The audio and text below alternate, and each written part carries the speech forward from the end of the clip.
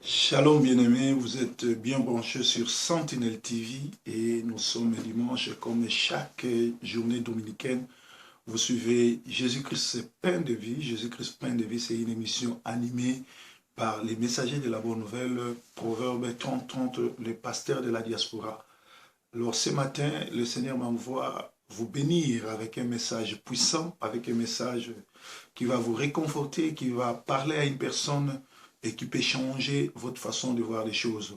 C'est quoi le message ou les thèmes d'aujourd'hui? Le Seigneur m'envoie pour vous dire que Dieu n'est plus coupable de tout ce qui va se passer ou tout ce qui va t'arriver. Pourquoi Dieu n'est plus coupable? Parce que Dieu va commencer à condamner, Dieu va commencer à frapper, Dieu va faire que tous ceux qui sont dans l'église, tous ceux qui font l'aventure dans l'église, et que Dieu a envoyé de multitudes de pasteurs, de multitudes de serviteurs pour vous parler, afin que vous puissiez vous déposer ou abandonner tout ce que vous êtes en train de faire. Vous pouvez vous repentir, mais comme vous ne voulez pas écouter Dieu, Dieu va maintenant frapper. Ce matin, Dieu m'envoie vous dire qu'il n'est plus coupable de votre condamnation à l'enfer. Vous avez choisi l'enfer parce que Dieu dit, je mets devant vous la vie et la mort. Mais il vous conseille de choisir la vie, mais plusieurs ont choisi la mort. Alors, je vais expliquer pourquoi Dieu est aujourd'hui monté au créneau pour vous dire cela. Aujourd'hui, le mal est devenu bien et le bien est devenu mal. L'église est remplie de sorciers, de charlatans, de toutes sortes de vermines sont dans l'église aujourd'hui. Et les gens soutiennent le mal. Ceux qui font le bien passent pour le mauvais. Ceux qui font le mal passent pour le bien. Et le mal est dans l'église. Dieu est en train de parler. Dieu a parlé, Dieu a envoyé ses serviteurs, mais vous ne voulez pas changer. Voilà pourquoi maintenant Dieu dit, il va frapper. L'église est remplie de sorciers, mais les soi-disant chrétiens ne se rendent pas compte qu'ils sont dans l'erreur. Noé avait été envoyé par Dieu parce qu'à son époque, tous étaient des perverses. Et cette génération est une génération des idolâtres, une génération de perverses comme au temps de Noé. Actuellement même, cette génération a péché plus que la génération de Sodome et Gomorre. Parce que tout ce que nous sommes en train de faire aujourd'hui, les gens de Gomorre les gens de Gomorre et Sodome n'ont pas fait cela. Aujourd'hui, c'est pire que Sodome et Gomorre. Vous avez des sorciers comme pasteurs, vous avez des charlatans comme prophètes, vous avez des méchants comme pasteurs, vous les supportez et vous êtes derrière eux. Et tous ceux qui prêchent la bonne nouvelle sont devenus ennemis de tous ceux qui sont dans la fausseté. Une fois seulement que vous vous mettez à crier qu'il y a des sorciers, qu'il y a des démons dans l'église, vous vous rassemblez tous les sorciers du monde pour attaquer cet homme-là. Voilà ce que vous êtes. Vous êtes bande de vipères et une génération méchante. Dieu va s'en charger de vous. Noé avait été envoyé par Dieu parce qu'à son époque, tous étaient des pervers et la génération que nous vivons actuellement ne diffère pas de cette génération de Noé. Nous avons péché plus que la génération de Noé. Des gens qui aiment beaucoup la vie, le plaisir, le péché que Dieu. Les gens veulent suivre Jésus, mais ne parviennent pas à la perfection. Quand Jésus nous appelle, il nous appelle pour la première chose, c'est pour la perfection. Il faut abandonner les péchés, être dans la vraie parole.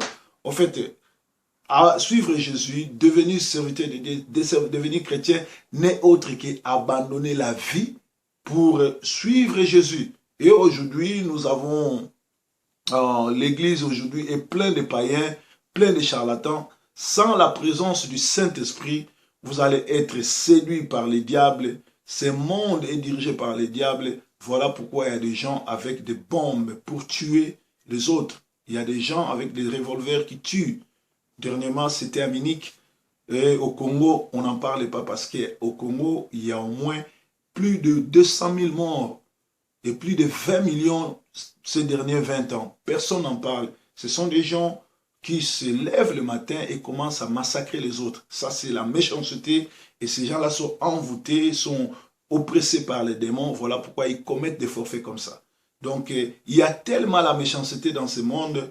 Pourquoi vous ne voyez pas cela? Pourquoi continuez-vous à soutenir les diables? Le diable ne veut pas aller seul à l'enfer, il partira avec le faible.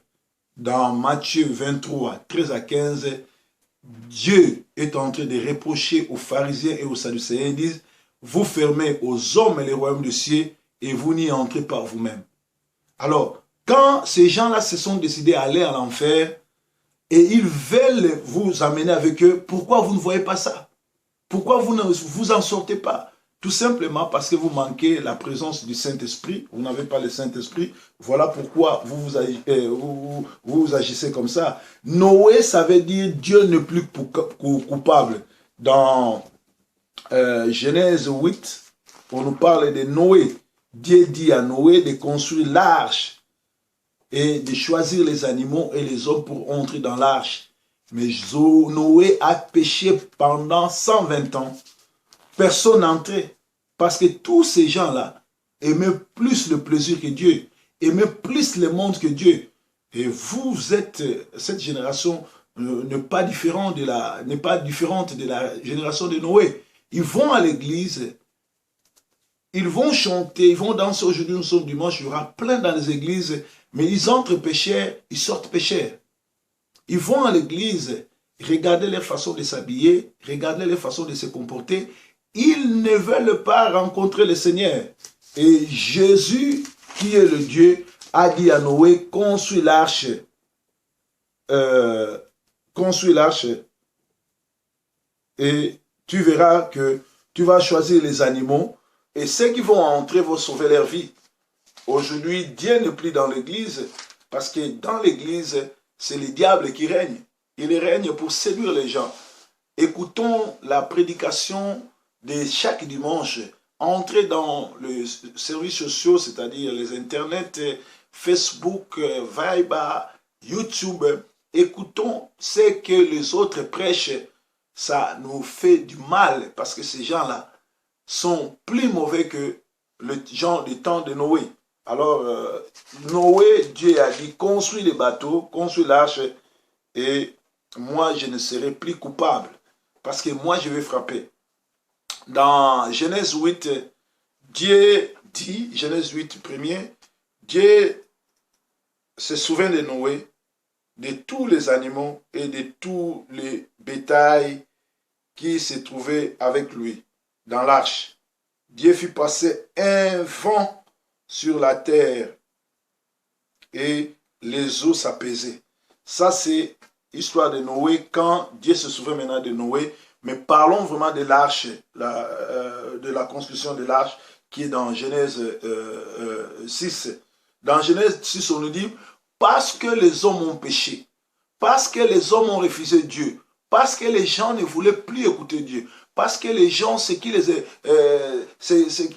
les importait, c'était le plaisir, l'ambiance, le péché que Dieu. Alors Dieu a envoyé son serviteur Noé. Noé qui signifie Dieu n'est plus coupable. Et à Dieu va dire à Noé de construire l'arche pour que les hommes et les animaux entrent. Et Noé n'a pas pu sauver toute la terre, mais Noé a sauvé seulement 8 personnes. Il y avait lui, sa femme, ses 3 fils et leurs femmes. C'est-à-dire il y avait 8 personnes dans l'arche. À l'époque de Noé, il n'y avait que 8 personnes qui étaient sauvées. Vous pouvez lire cette histoire dans Genèse 6, 1 à 10.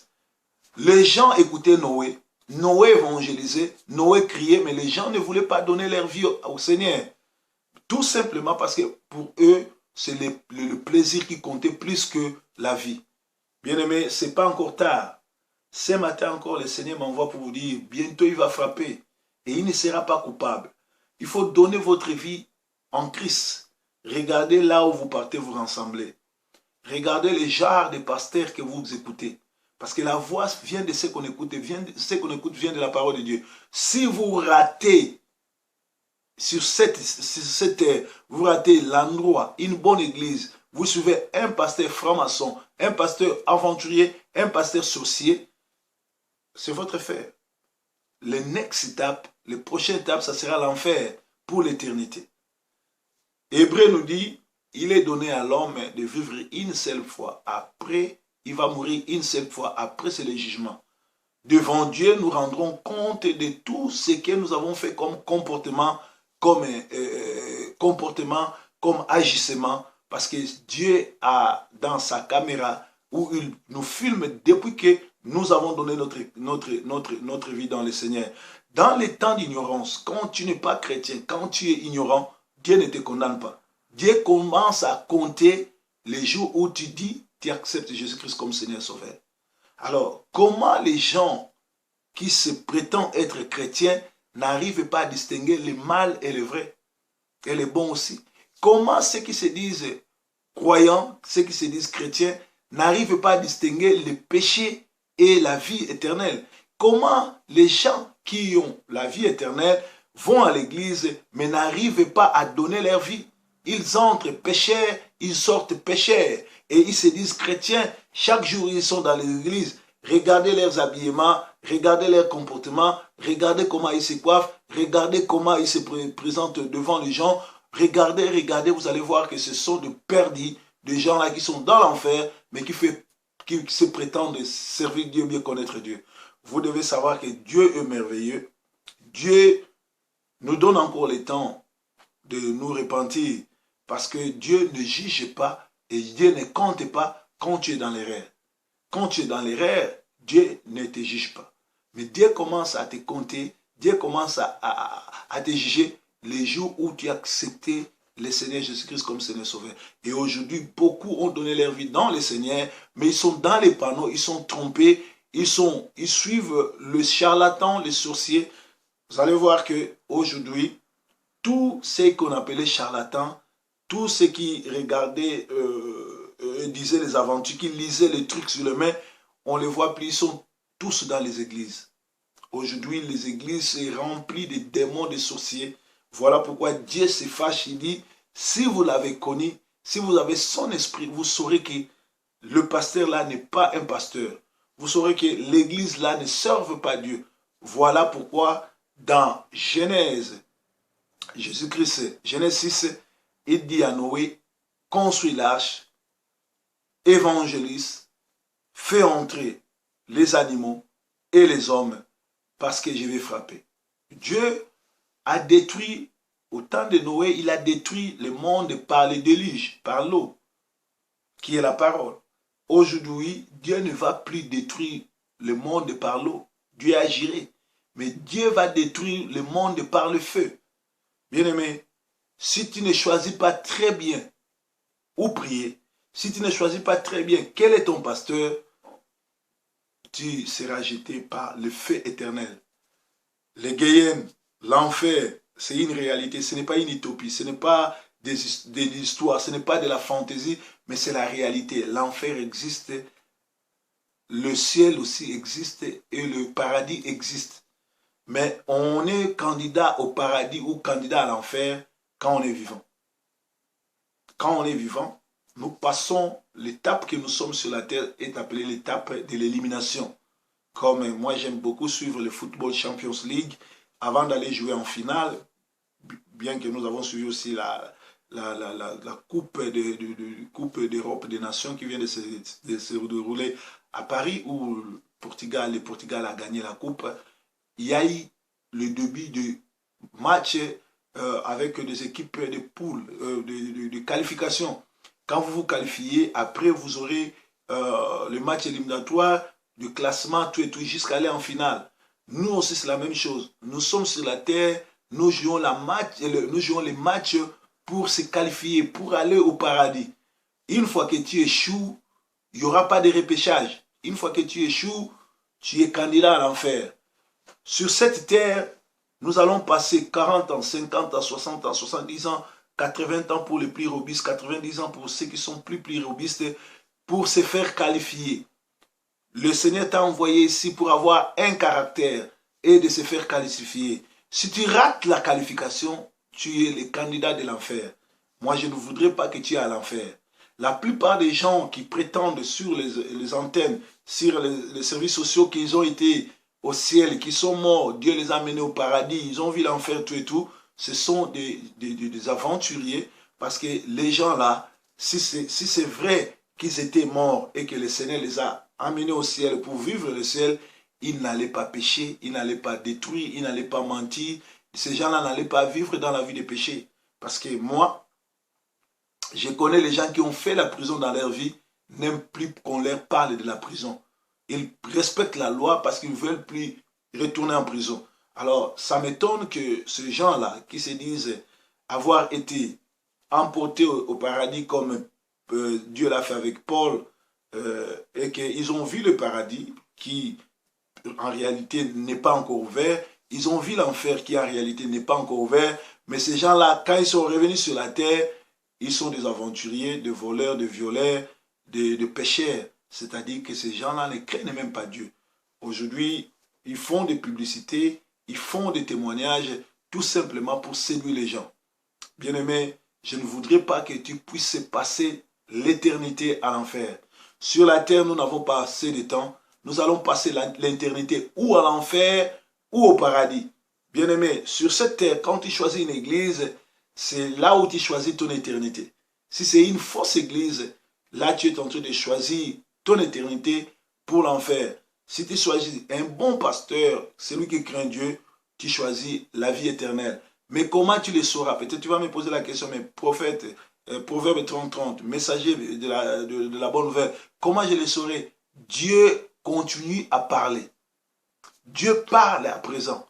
La prière, c'est une étape, c'est le moyen le moyen que Dieu a mis pour que l'homme chrétien, les saints, puisse communier avec Dieu. Et quand tu pries, tu recevras la puissance du Saint-Esprit. Souvenez-vous, Jésus a dit à ses disciples que vous recevrez un esprit, c'est dans Actes des Apôtres 8, et l'esprit descendra.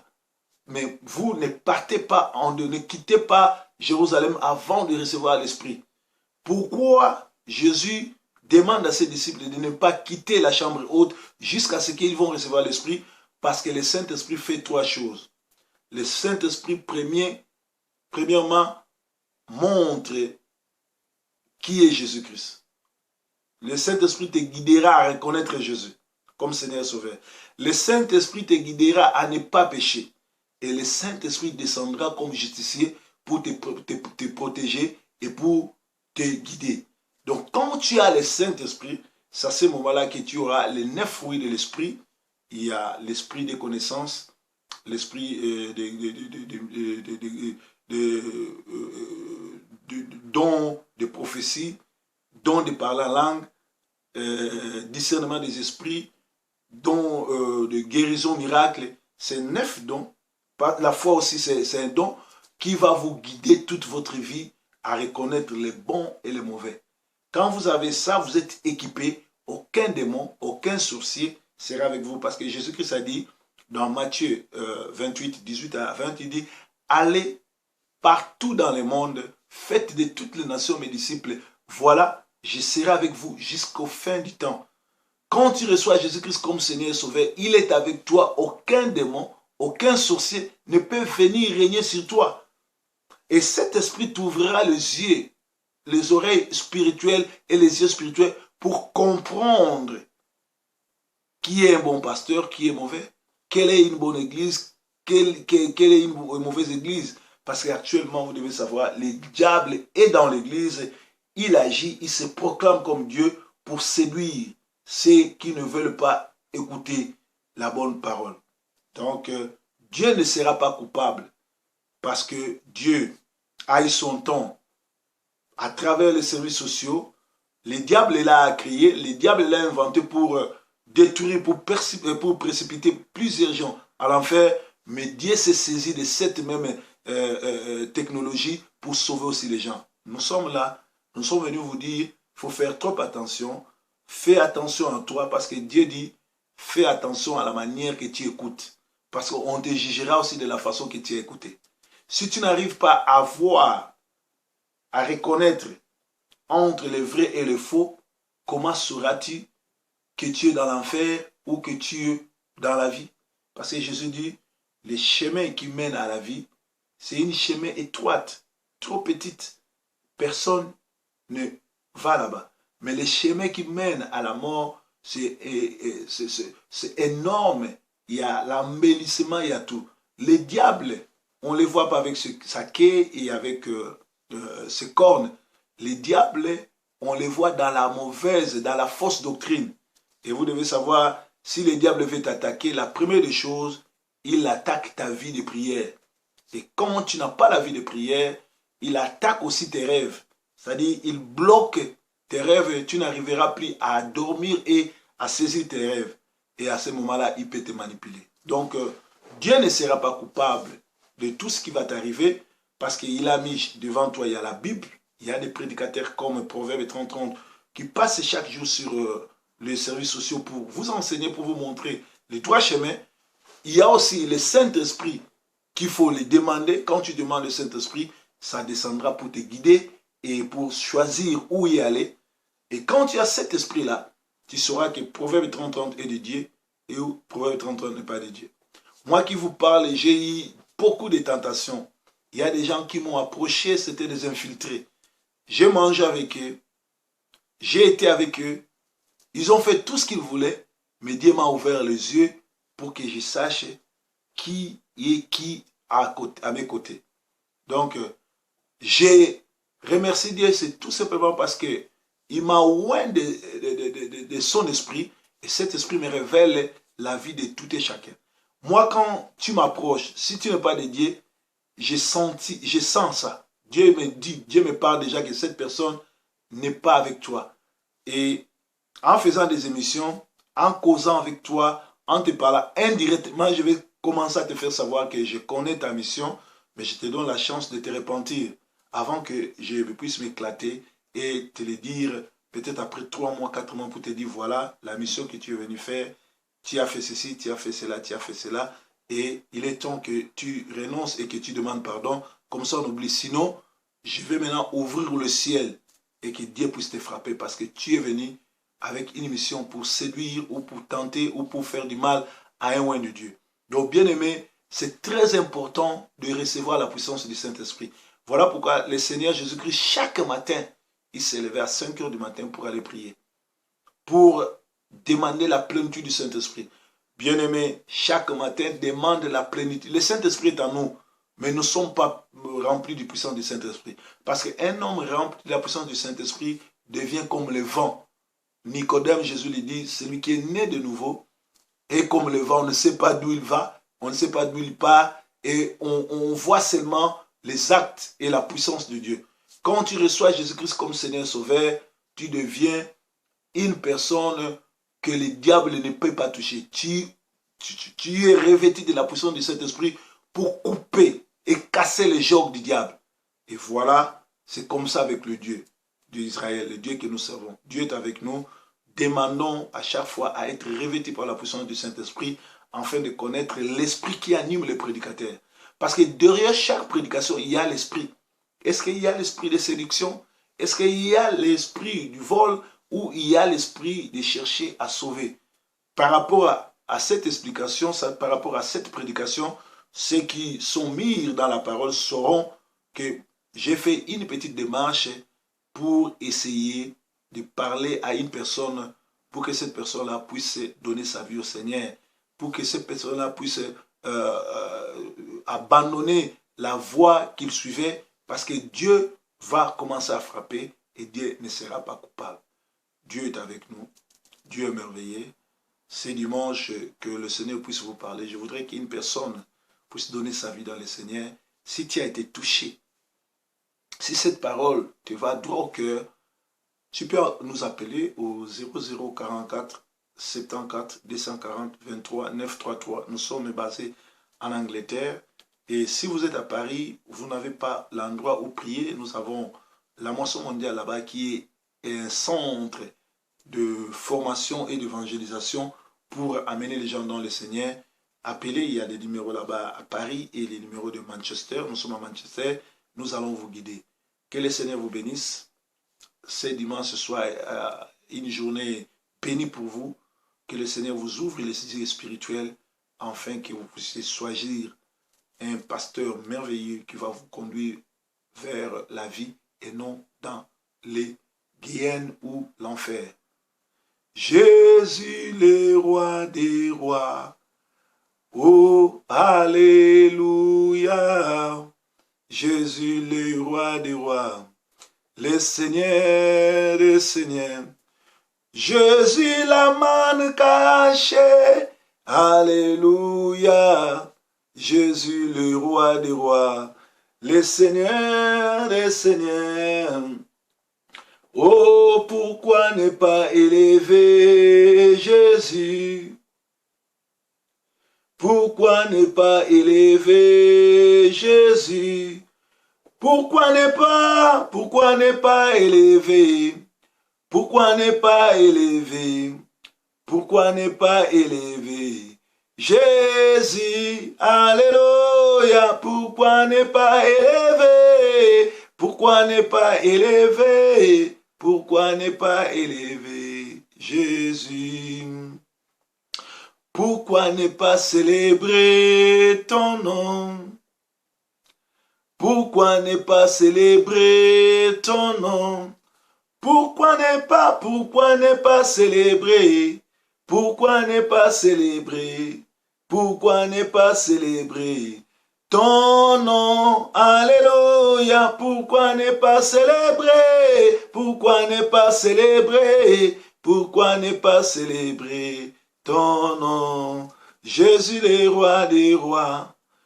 Alléluia. Jésus, le roi des rois. Le Seigneur des seigneurs. Jésus, la manne cachée. Alléluia. Jésus, le roi des rois. Le Seigneur. Pourquoi ne pas élever Jésus? Alléluia.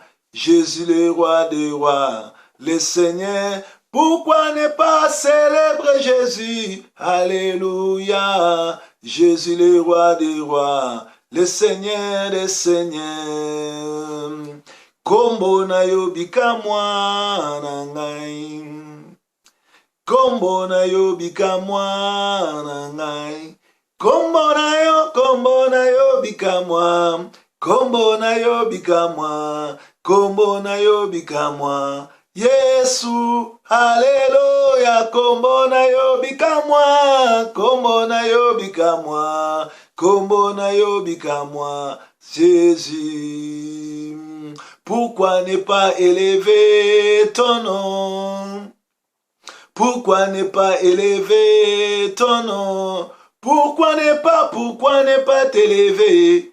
Pourquoi ne pas t'élever? Pourquoi ne pas t'élever? Jésus, alléluia. Pourquoi ne pas t'élever? Pourquoi ne pas t'élever? Pourquoi ne pas t'élever? Jésus.